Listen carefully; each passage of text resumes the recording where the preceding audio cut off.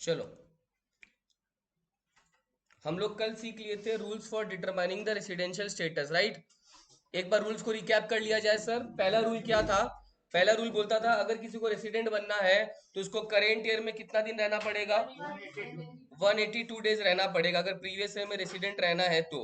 और अगर एक चांस और है, अगर वो 182 डेज रेसिडेंट नहीं रह पाया, कोई बात नहीं, इस साल 60 डेज और पिछले 4 साल में 365 डेज, तब वो रेसिडेंट का क्राइटेरिया बन जाएगा, राइट।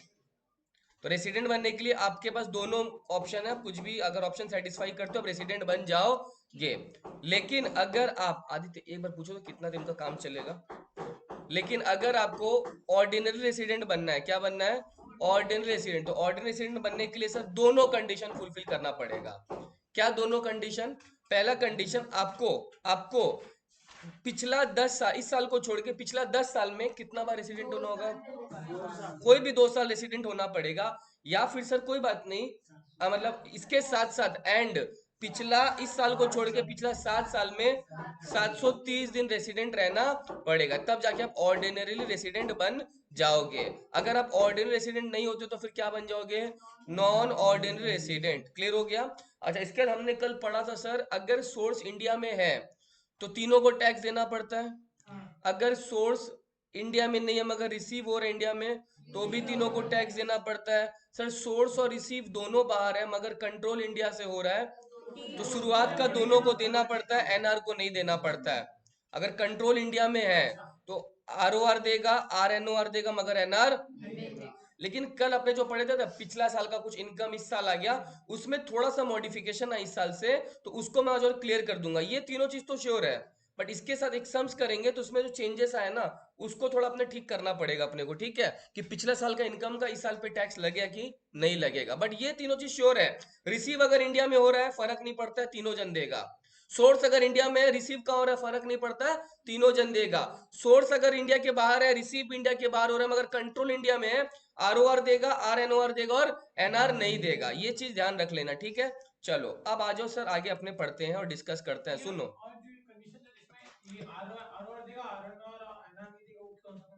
कौन सा?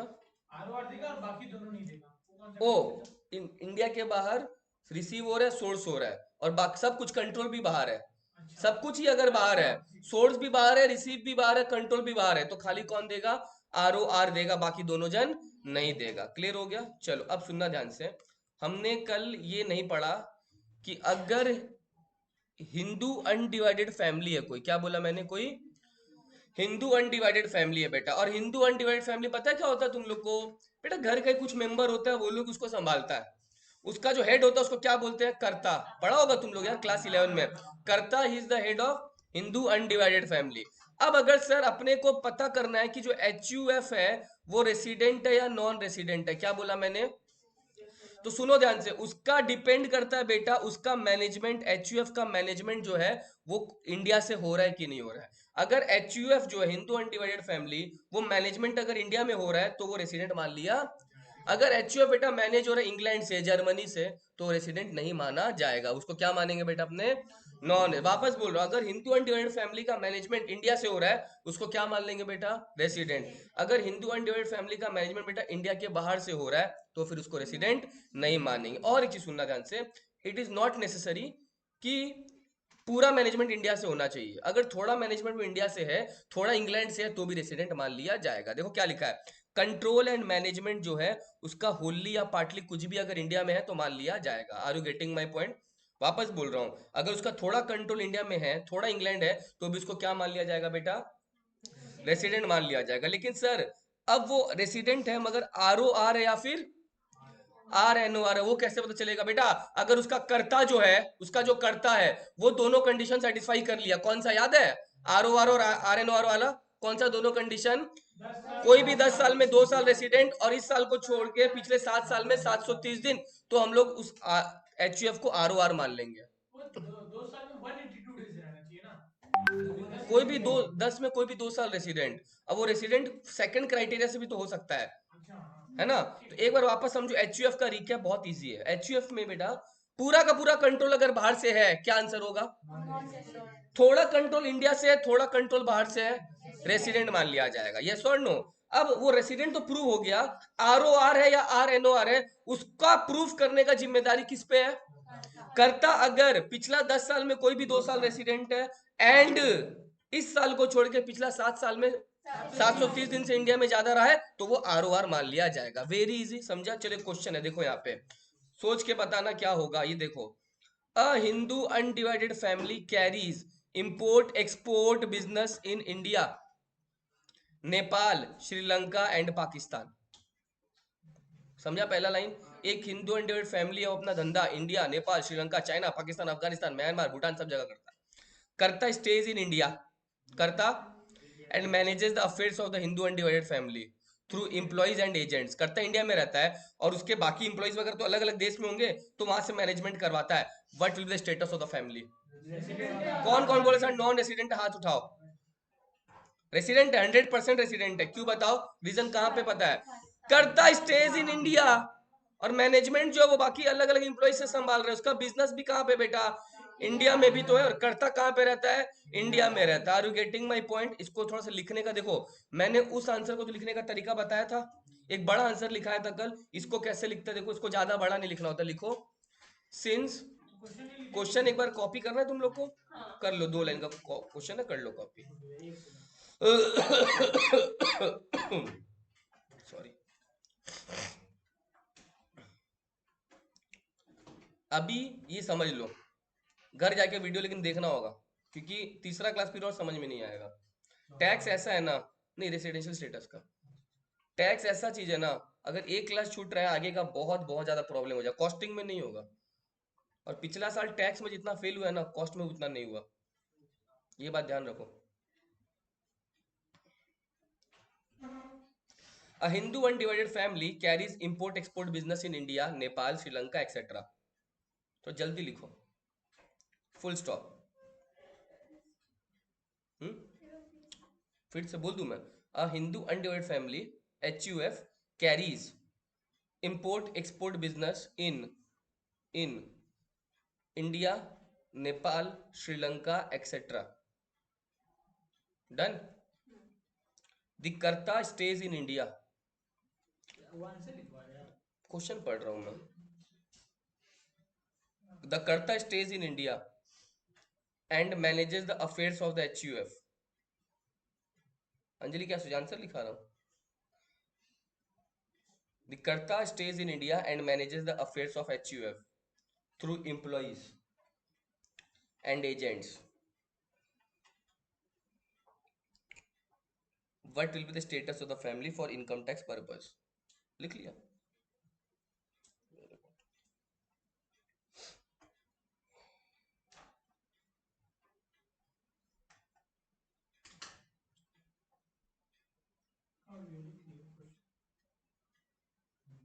हो गया? चलो लिखो, the control and management of the family, the control and the management of the family is situated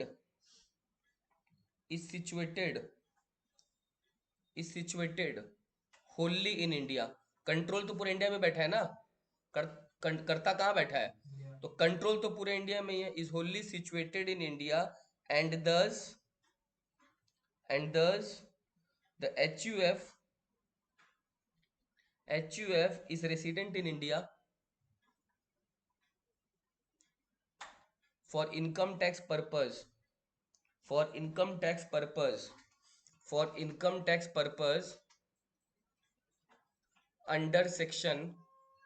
under section board पे लिखा हुआ है 6 subsection 6 clause A, under section 6 subsection 6 clause A, 6 है। डन। चलो ये वाला, ये देखो, ये वाला ठीक है, क्लियर? ये वाला सेटिस्फाई कर रहा है वो भी, दोनों कंडीशन। ये ROR का है, ठीक है। रेसिडेंट के लिए 6(2), क्लियर? तो ज्यादा लिखने का जरूरत नहीं है। सर एग्जाम में क्या HUF का क्वेश्चन आता है? HUF का या पार्टनरशिप जो भी पढ़ा रहा हूँ उतना नहीं आता है, जो हम लोग कल पढ़ लिए वही आता है ज्यादातर। मतलब 90% 80% जो कल किए वो इंपॉर्टेंट क्लास था। आज का जो है क्या पता दे दे, सिलेबस में तो है ना, अपने तो करना तो पड़ेगा, ठीक है, तो इसलिए, क्योंकि हाँ ये वाला टॉपिक इजी है तो इसलिए नहीं देता है। एक बार समझाया समझ में आ गया। कल वाला दिक्कत है, डेज काउंट वाला है ना, तो इसलिए कल वाला ज्यादा आता है, ध्यान रखो, जो चीज ज्यादा जटिल होता है वही हमेशा आता है, ठीक है। नेक्स्ट आओ बेटा, फर्म्स। खुशी, फर्म्स मतलब क्या होता है? पार्टनरशिप फर्म, है ना। तो फर्म्स या पार्टनरशिप ऑफ फर्म का एक ही क्राइटेरिया, सुनो क्या, देखो यहाँ पे अगर उनको रेसिडेंट घोषित करना है तो क्या लिखा है, firm or other association of person is said to be resident in India in any previous year whether they were during that control and management is partially or wholly situated in India. एक ही बात है, उसका partner कहाँ रहता है वो फर्क नहीं पड़ता है। क्या बोला मैंने? एक पार्टनरशिप फर्म, उनके पार्टनर्स बाहर है, मगर उसका अगर कंट्रोल थोड़ा भी इंडिया से है उसको क्या मान लेंगे, रेसिडेंट। उसमें लेकिन कर्ता का रहना जरूरी था आर ओ आर बनने के लिए, इसमें भाड़ में जाए। समझा मेरा बात? इसमें अगर होली या पार्टली कंट्रोल इंडिया से हो रहा है उसको क्या मान लेंगे बेटा, रेसिडेंट। देखो क्या लिखा है, residential status of its partners in India is immaterial. मतलब क्या, इसका कोई मतलब, मेन मतलब इसका फर्म का कंट्रोल भी कहां से होना चाहिए बेटा, इंडिया से होना चाहिए। समझा मेरा बात? पार्टनर्स का स्टेटस क्या, उससे कोई फर्क नहीं पड़ता है, उसका कंट्रोल कहां से होना चाहिए, इंडिया से होना चाहिए। एक बार देखो एग्जांपल ये रहा, मैंने इसका सॉल्यूशन भी लिखा है बट एक बार पढ़ना मत, सुनो क्या है। अ फर्म हैज कितना partners who are permanent resident in India, who are permanent resident in, सबसे इंपॉर्टेंट वर्ड मिल गया। The firm owns a rubber state in Malaysia, the state is managed and controlled by the partners. क्या answer लग रहा है? Through an agent in Malaysia, control in India but agent in, control in, क्या answer होगा? देखो, even if the control and management is partly situated in India, भले आधा control है, the firm become resident. Here all the partner reside in India and manage at least a part of the affairs of the state. As such, the firm is resident in India. Are you getting my point? Clear? इसको लिखने का जरूरत नहीं, सिर्फ समझ लो खाली। तो H के लिए क्या था, एच के लिए सर होली या पार्टली कुछ भी होगा, कंट्रोल इंडिया में है, और अगर आर ओ आर बनना है तो उसको क्या करना पड़ेगा, कर्ता को सेटिस्फाई करना। इसमें ऐसा कुछ नहीं है, पार्टनर्स का स्टेटस एकदम इमेटेरियल है, बस फर्म जो वो कंट्रोल कहां से होना चाहिए, वो भी आधा हो या पूरा कुछ भी चल जाएगा। थोड़ा भी कंट्रोल अगर इंडिया में तो क्या मान लेंगे बेटा, उसको रेसिडेंट मान लेंगे। Are you getting my point? समझा? हाँ बोलो। जो लास्ट वाला क्वेश्चन था जिसमें कर्ता स्टेज इन इंडिया पर उसके बाकी एम्प्लॉयज बाहर रहते थे, अगर ये चीज ऑपोजिट हो जाए कि कर्ता बाहर रहते और एम्प्लॉयज यहाँ मैनेज करते इंडिया तो में, तो क्या रेसिडेंट होगा? होता but R N O R हो जाता। अगर बिजनेस इंडिया में है, हाँ रेसिडेंट तो हो गया, हाँ अब कर्ता बाहर रहता है most of the time, employees यहाँ पे, तो आर एन ओ आर हो जाएगा। उसके कर्ता को सेटिस्फाई करना पड़ेगा वो दोनों वो कंडीशन। I think. चलो, एक लास्ट और बचा है, कंपनी। कंपनी रेसिडेंट कब होगा, सुन लो, दो ही कंडीशन है, सबसे इंपॉर्टेंट कंडीशन मैं बता देता हूँ। कंपनी एक इंडियन कंपनी होना चाहिए, अगर किसी कंपनी को रेसिडेंट बनना है वो कौन सा कंपनी होना चाहिए, और एक चीज क्या बोला है, the company is a foreign company, its place of effective management in that year is in India. मतलब समझ लो ध्यान से, कोई कंपनी या तो डायरेक्ट इंडियन कंपनी है, जैसे रिलायंस वगैरह, ये तो इंडियन कंपनी है। टाटा कौन सी कंपनी है, रिलायंस। बिरला कौन सी कंपनी है बेटा, इंडियन कंपनी। ये सारी कौन सी कंपनी है, तो पहला, या तो तुम इंडियन कंपनी हो, तुम रेसिडेंट बन जाओगे, क्या बन जाओगे, या फिर तुम अगर इंडियन कंपनी नहीं हो के तुम कौन सी कंपनी हो बेटा, लेकिन तुम्हारा इफेक्टिव मैनेजमेंट जहां पे हो रहा है वो प्लेस अगर इंडिया में है, तुम भले ही फॉरेन कंपनी हो लेकिन तुम्हारा मैनेजमेंट का प्लेस अगर इंडिया में है तो भी तुम क्या बन जाएगा, रेसिडेंट। इसको पोएम बोलते हैं, क्या बोलते हैं बेटा, पोएम मतलब होता है प्लेस ऑफ इफेक्टिव मैनेजमेंट। क्या बोला, पोएम मतलब होता है प्लेस ऑफ इफेक्टिव। तो अगर तुम फॉरेन कंपनी में हो मगर तुम्हारा मैनेजमेंट का जो जगह है वो इंडिया में है, क्या है, तो फिर क्या बोला जाएगा उसको, रेसिडेंट कंपनी। कंपनी को रेसिडेंट बोला जाएगा। दो condition, company should be an Indian company, उसका प्लेस ऑफ इफेक्टिव मैनेजमेंट कहाँ होना चाहिए, इंडिया में होना चाहिए। Are you getting my point? और सर हाँ देखो, प्लेस ऑफ इफेक्टिव मैनेजमेंट का मतलब क्या बोला है, इट मीन जो कंपनी का मेन मेन डिसीजन है बेटा, वो सारा जो लोग ले रहे हैं वो लोग सारा कहाँ से ले रहा है, इंडिया से ले रहा है, उसको बोलते हैं प्लेस ऑफ मैनेजमेंट। क्या होता है, जो कंट्रोल कर रहा है कंपनी को वो सारा इंडिया में होना चाहिए। क्लियर? एग्जाम्पल देखो क्या लिखा है, Indian company limited, Indian chemical limited sorry, is a registered कौन सी company, carrying business in India and in gulf countries. Are you getting my point? एक कंपनी है इंडियन केमिकल लिमिटेड, वो अपना बिजनेस कहाँ कर रहा है, इंडिया में भी कर रहा है और गल्फ कंट्री में भी कर रहा है। Control and management of its affair are partially, थोड़ा, situated in Saudi Arabia during the year ending 31 March 2023। बोल रहा उसका रेसिडेंशियल स्टेटस बताओ, बताओ क्या होगा, ये पहला ही पॉइंट सेटिस्फाई कर दिया, it is an Indian company, बोल तो दिया रजिस्टर्ड इंडियन कंपनी, तो डेफिनेटली वो इंडियन कंपनी है, तो आगे का देखने का जरूरत नहीं है। और अगर उसका अफेयर्स पार्टली भी अगर इंडिया से कंट्रोल हो रहा है तो भी उसको क्या मान लेंगे बेटा, रेसिडेंट कंपनी मान लेंगे। समझा मेरा बात, क्लियर? इसका सॉल्यूशन नहीं है। एक और आ जाओ। पढ़ के बताओ क्या होगा, पढ़ लो क्वेश्चन अच्छा से।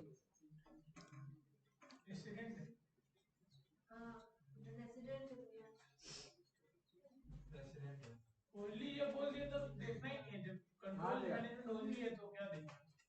हाँ बोलो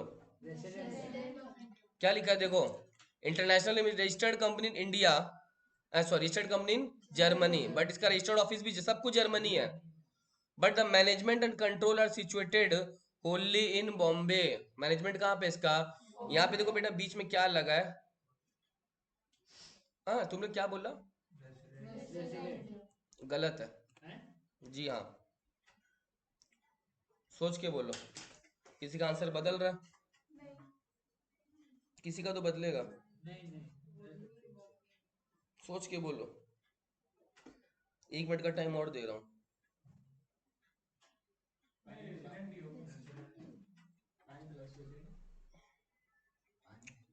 रेसिडेंट है, रेसिडेंट होने के लिए 2 कंडीशन है, अभी पता चलेगा तुम लोग आंसर सही है कि गलत है। पहले बताओ वो इंडियन कंपनी है क्या, तो इसका इस क्लॉज में तो आ नहीं रहा है, वो देखो ये वाला clause, it is an Indian company, नहीं आ रहा है। दूसरा क्या बोला, कंपनी फॉरेन कंपनी है, क्या है, और उसका place of effective management India में है। पहले चेक करो कंपनी फॉरेन कंपनी है क्या, हाँ है। उसका प्लेस ऑफ मैनेजमेंट इंडिया में है क्या, हाँ है, तो ठीक है रेसिडेंट है। समझा मेरा बात, मेरे को बोलने का मतलब ये था कि जो दूसरा पॉइंट है वो लागू सिर्फ फॉरेन कंपनी पे है। अगर इंडियन कंपनी है तो डायरेक्ट आंख बंद कर लेना, और अगर फॉरेन कंपनी है तो चेक कर लो कि इंडिया से मैनेज हो रहा है। मैं बोलने का तात्पर्य क्या समझाना है तुम लोग को, कि या तो वो इंडियन कंपनी है तो रेसिडेंट बन गया, अगर फॉरेन कंपनी है वो तो चेक कर लो मैनेज कहाँ से हो रहा है, अगर मैनेज इंडिया से हो रहा है तो फिर वो क्या बोल देंगे उसको, रेसिडेंट बोल देंगे। वापस समझाओ एक बार, अगर कोई कंपनी इंडियन है वैसे इंडियन रजिस्टर्ड कंपनी है, लेकिन अगर कोई कंपनी बाहर की कंपनी है तो देख लो उसका मैनेजमेंट कहाँ से हो रहा है, अगर मैनेजमेंट इंडिया से हो रहा है तो फिर वो इंडियन कंपनी मानी जाएगी, यानी रेसिडेंट मानी जाएगी। Are you getting my point, समझा? तो यस इट इज रेसिडेंट, बात समझा, चलो वेरी गुड। अब सुनो ध्यान से। अपने इस पे थोड़ा प्रकाश डालेंगे, कल किए थे क्या ये वाला क्वेश्चन, हाँ कल ऐसा किए थे, ठीक है, ये दोनों किए थे ना, ठीक है। खत्म हो गया क्लास, खत्म क्लास कैसे खत्म होगा यार, क्लास खत्म हो गया तो ऐसे ही थोड़ी।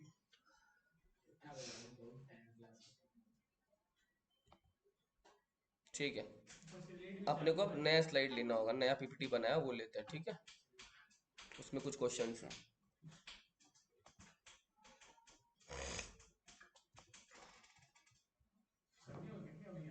सर्दी मत पूछो यार, हाई लेवल पे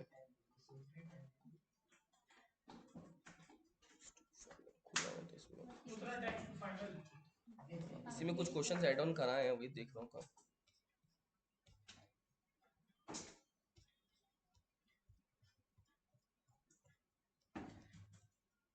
फाइनल वाला होगा।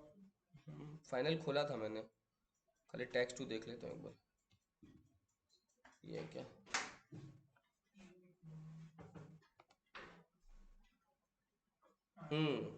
चलो आ गया।